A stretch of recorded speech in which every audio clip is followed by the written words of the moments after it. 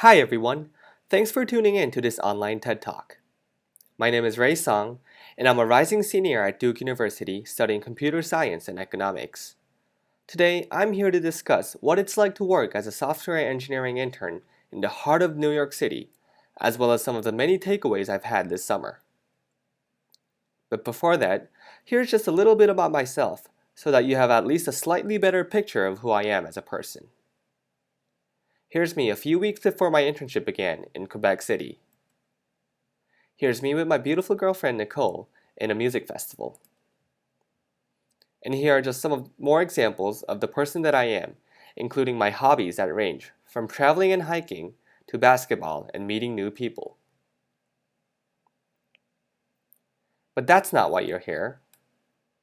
This is. This summer, I had the fortune of working at Bloomberg LP as a software engineering intern.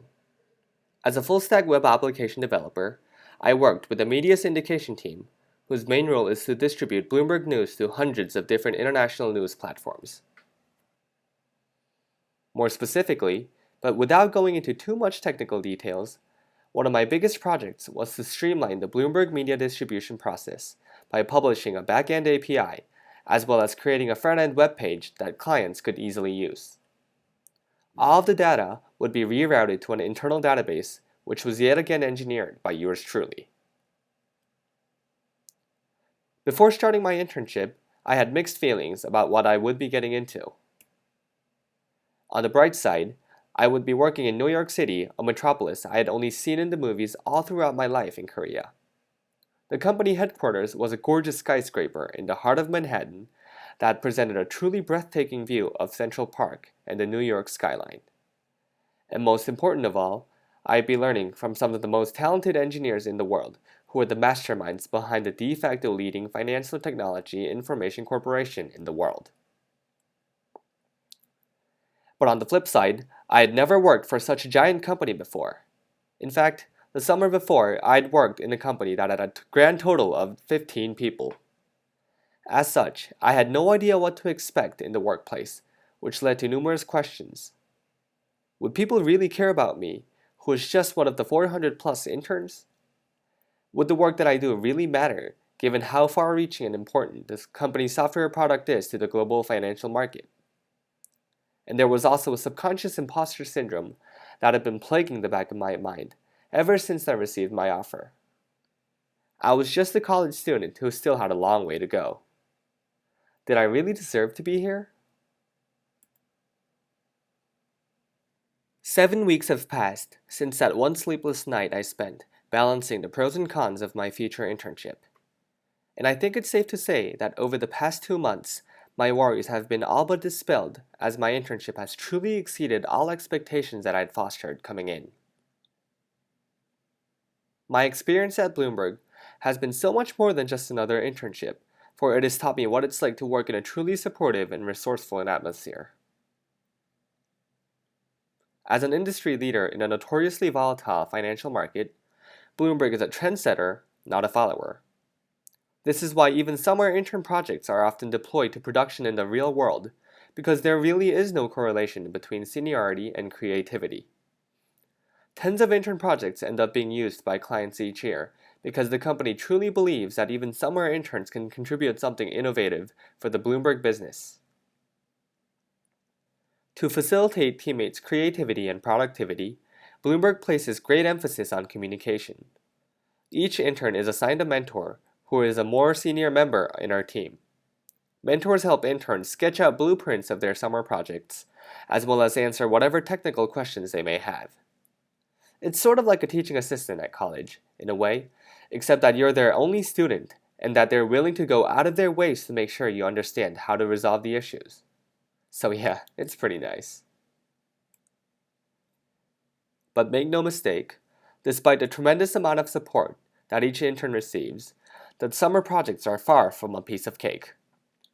Because these projects could all be potentially deployed to production, they are subject to the most stringent code review and quality assurance and testing of procedures.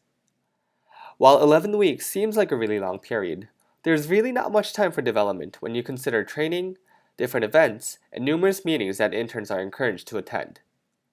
Creating a market-worthy product in a limited period of time is definitely an immense challenge, which is why this internship was so intriguing and exciting.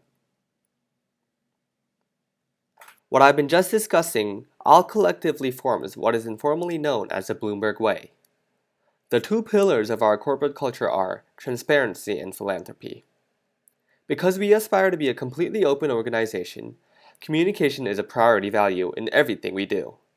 And because 100% of our profit margin is donated to our sister organization, Bloomberg Philanthropies, it is important for us to be innovative in completing challenging tasks because what we do contributes to solving global issues such as poverty, education, and even the arts. And speaking of higher goals, I'd like to close my talk today with some of the things I learned about long-term objectives as an engineer, as was espoused by two very well-recognized members of our management committee. When talking about Bloomberg LP, it's hard not to mention, well, Bloomberg himself. Mike Bloomberg, the current CEO of his eponymous company, is famous for not only being the sixth richest person in the world right now, but also being very hands-on with his company, even at 75 years of age. While his day-to-day schedule is understandably almost impossibly busy, he nevertheless allotted an entire morning to talk with his summer interns. Bloomberg is famous for its incredible perks for its employees, a rarity in New York City. When asked what his reasoning behind such business decisions was, his answer was that everyone should love their workplace. Mike himself had never been discontent all throughout his professional career, so he wanted to make sure that his employees felt the same way about his company. Another piece of advice that he had was about never looking back or regretting. Despite his enormous success as both a businessman and as the former mayor of New York City, Mike could recount endless examples of failures in his life.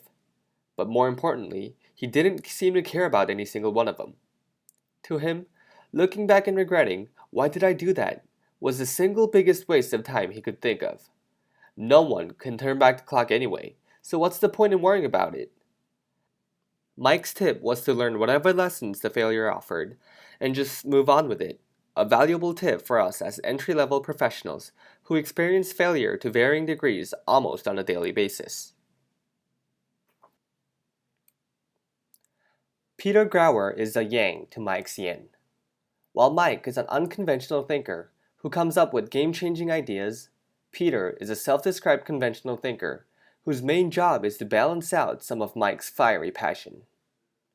As the current chairman of Bloomberg LP, Peter had one of his intern talk sessions as well, during which he discussed something that many of us had not even considered before. What does it mean to be a professional besides taking home regular paychecks and sitting on a desk 9 to 5? The answer would be different for everyone, but for Peter, it was all about giving back.